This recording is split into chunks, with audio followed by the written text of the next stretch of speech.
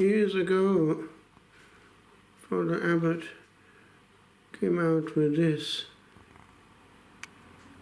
quoting part of an old saying about the wise owl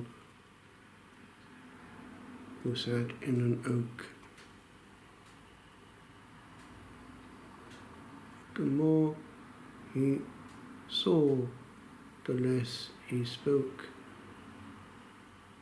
The less he spoke, the more he heard. Oh, were not I like that wise old bird? And so he muttered, the more he saw, the less he spoke. And I went into my cell and thought about the depths of what he had said. It is true. In human relationships, it's all to do with the ear.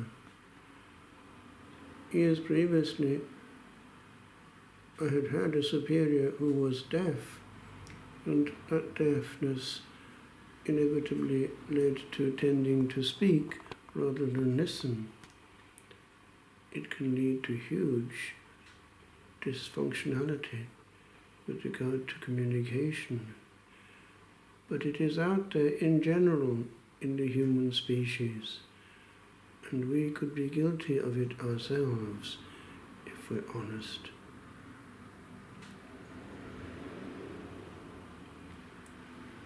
We know far more about a person when we allow that person to speak, and silence is a language of its own, and people are only really relaxed with each other when they can be close to each other without having to block out the embarrassment of silence.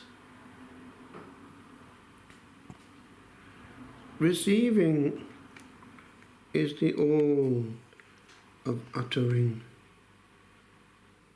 The very word, the only word to hit the point exact.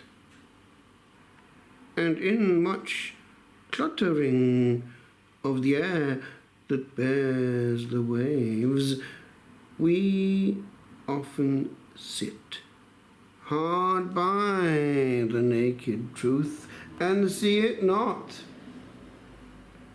because we know not how to contemplate, how to behold and hold a sound forgot, or how to let an echo resonate. We are all full of mutterings, meant well, but view not many meanings ere we fire our shots into the void. For no sounds dwell for long, where noises throng, e'en talks entire. For talking is with the eye and the ear best done, and with a weight we can bait anyone.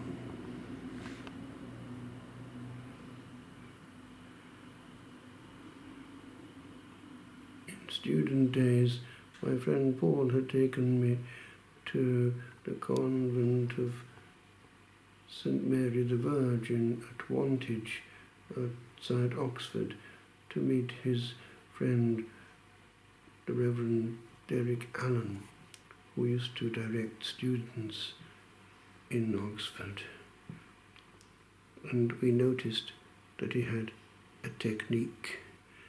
He would say very little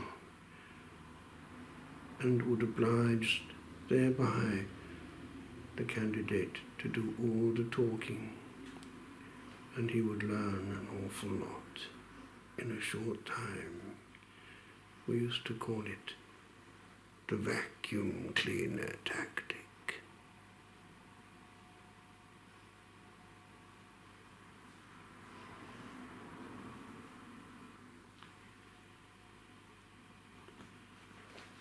And you have learnt it perfectly well, Reverend gentlemen, haven't you?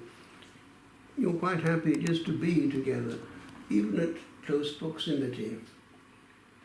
Well, it's like that in life, isn't it?